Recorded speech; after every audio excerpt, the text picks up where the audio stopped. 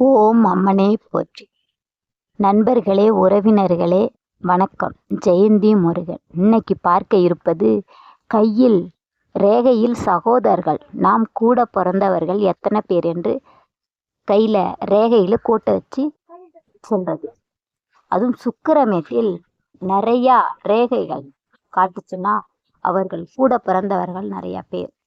கம்மியாக காட்டுச்சுன்னா கூட பிறந்தவர்கள் கம்மியா என்று இது சொல்லப்படுகிறார்கள்.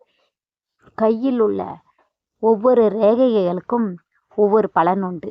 அதுபோல் நாம் கட்ட விரலுக்கும் கீழே உள்ள ரேகை கோட்டுகளை எண்ணினால் எத்தனை நாம் கூட பிறந்தவர்கள், சகோதரர்கள், சகோதரிகள் என்று சொல்லப்படும். இதுபோல் உங்களுக்கும் கையில் உள்ள ரேகையை பற்றி தெரிஞ்சுக்கணுன்னா என் சேனலை ஃபாலோ பண்ணுங்கள், லைக் பண்ணுங்கள், ஷேர் பண்ணுங்கள்.